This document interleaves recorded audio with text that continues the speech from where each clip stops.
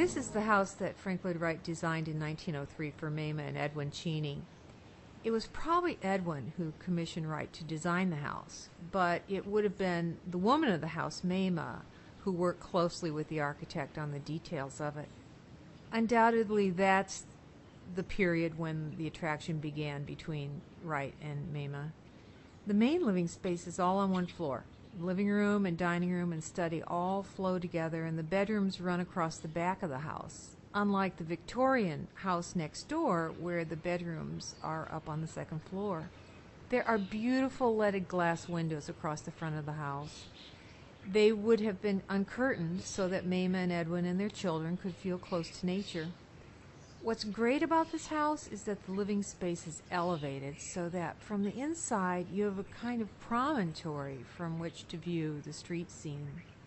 Yet you also have a sense of privacy because you can't be seen from the sidewalk in front. There's this wall here and the glass doors are recessed behind it.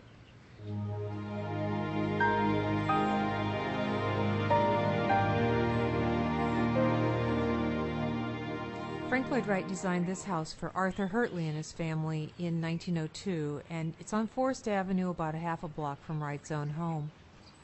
In my book, Edwin brings Mamah to tour the house so he can sell her on the idea of hiring Wright to design a home for them. I think the Hertley house is one of the most spectacular of Wright's prairie-style houses. Look at the different colors of Roman bricks he used to repeat and evoke the horizontal lines of the prairie in this house. I love the gorgeous arched entry. Wright liked to create a path of discovery into his buildings, and this one appears relatively direct, at least to me, compared to others. Often there's not a prominent front door. In the Cheney house, for example, the door is on the side. So you have to figure out your way into the house, maybe take a series of twists and turns as you approach it. And in the process of entering, you might pass through a compressed, low-ceiling vestibule before entering an expansive open space that seems to soar. That kind of unfolding experience upon entering a Wright home is one of his trademarks.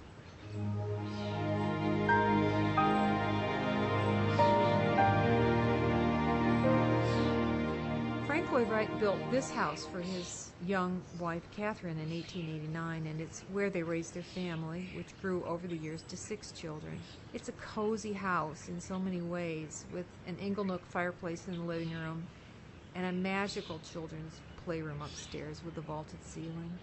The whole house suggests to me that a happy family once lived in it, so there's a certain poignancy when you learn the story behind Wright's departure in 1909 from Oak Park. Frank Lloyd Wright's home and studio complex is quite a magnet for tourists who come to Chicago. On any given day, you might hear a half-dozen languages spoken in the gift shop as people wait for their tours to begin. I think the fact that people come to Oak Park from all over the world to witness the built legacy he left in this town is a powerful statement about Wright's stature and his importance as an architect.